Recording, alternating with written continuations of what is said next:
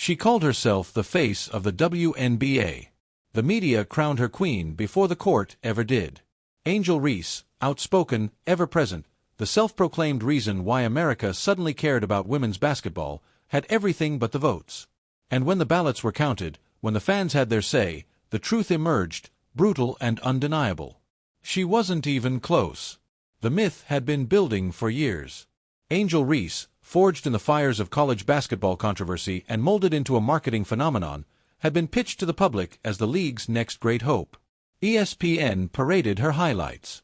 Podcasts praised her presence. Magazines called her a movement. She was everywhere. Everywhere except the top of the All-Star ballot. In fact, she wasn't even in the top 10. How does a player with more ad placements than assists, more brand deals than buckets, get left off the All-Star roster by the people who matter most, the fans? The answer is simple. She believed the hype. But the fans believed the box score. The WNBA announced its early All-Star voting numbers, and the results were staggering.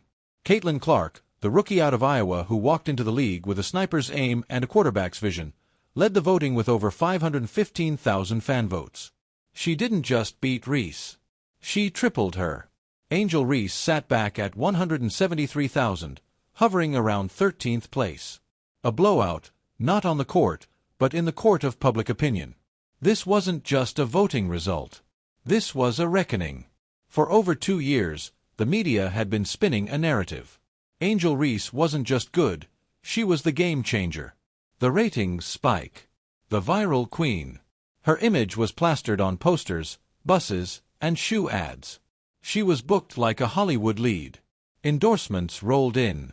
Magazine covers followed. And she leaned into it, proudly declaring herself the reason women's basketball was on the map. It was bold. It was loud. It was everywhere.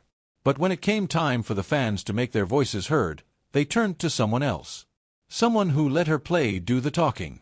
Caitlin Clark didn't campaign. She didn't go viral for catchphrases or controversy. She went viral for 30-foot threes and double-doubles on a Tuesday night. Her highlights spoke louder than any quote, and fans noticed. While Angel Reese was tripping over layups and flinging up wild shots from 4 feet out, Clark was threading the needle with one-handed passes and lighting up the scoreboard. The media told us Reese was the face of the league. The fans disagreed. Even the numbers tell the story. Angel Reese's shooting percentage? A meager 30.9% from the field, statistically one of the worst among qualified players. She's built like a post player, lives under the basket, and yet can't finish consistently. Layups, automatic for any elite forward, have become memes when Reese takes them. And while her defenders tout her rebounding dominance, closer analysis reveals that many of those boards are what critics call me-bounds, grabbing her own missed shots. She hustles, no doubt. But hustle without execution is just movement without purpose. Meanwhile, Clark doesn't just rack up stats, she builds legacies. She's rewriting rookie records, setting new attendance highs wherever she plays, and doing what no marketing team can manufacture, earning respect. Her votes weren't sympathy clicks. They were earned through performance, poise, and undeniable skill. She's not just in the conversation, she is the conversation. The irony here is suffocating. Reese told the world that people were watching because of her. But when asked a year later if she still felt that way, her only response was, "Next question." Maybe because the numbers were starting to tell a different story. Maybe because deep down, even she knew the image had outpaced the reality. Let's be clear, this isn't about personality. This is about performance. There's a reason players like Aya Wilson, Nafessa Collier, and Aaliyah Boston soared past Reese in the vote counts. Aaliyah, in particular, is a blueprint of what it means to be a complete player, scoring, defending, rebounding, leading. She doesn't scream for attention. She commands it. 447,000 fans cast their votes for Boston. Why?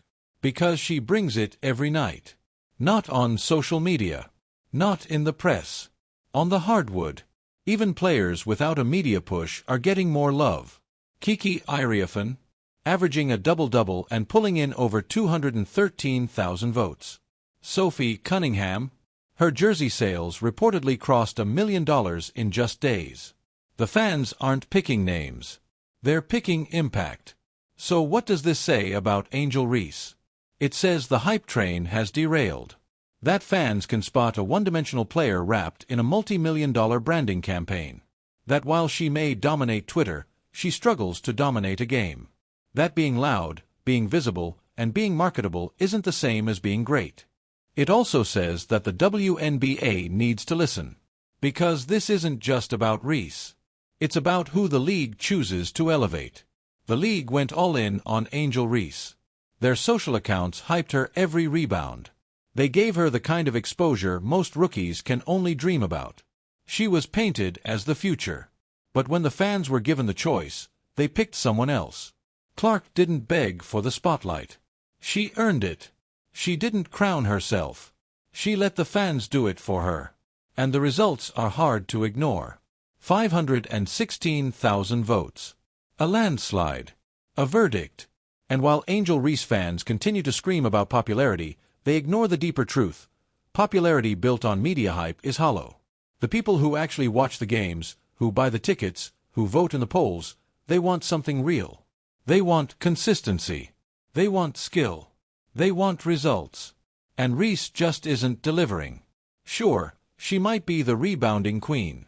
But rebounding alone won't get you to the All-Star game.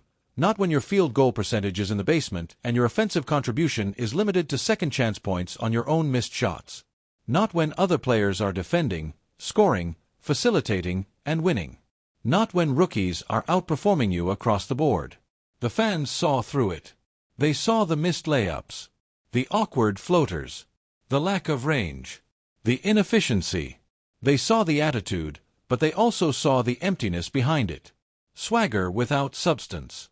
Volume without value. And they voted accordingly. Let's not pretend this is a one-off. This is the second year Clark has topped All-Star voting. The numbers are trending up. And Reese, for all her media saturation, can't even crack the top 10. That's not bad luck. That's not a glitch. That's clarity. The fans are speaking with one voice. And they're saying, we want stars who perform. The All-Star vote has become more than a fan contest. It's become a referendum on truth versus narrative. A clash between media manufacturing and on-court merit. A league trying to build an empire on branding is being reminded that empires built on sand don't last. Angel Reese was supposed to be the centerpiece, the icon, the hero. But the fans looked behind the curtain and saw the stats, the footage, the blown opportunities. And they passed. It's not personal. It's basketball. And if Angel Reese wants to be more than a media moment, she'll have to start showing it where it counts. On the floor. With buckets. With impact. With more than just energy. Because the league is watching. The fans are watching. And no one's buying the illusion anymore. You want to be an all-star? Earn it. You want to be the face of the league? Outperform everyone else. You want the fans to carry your name to the top of the ballot? Give them a reason. Not a quote. Not a soundbite. A game.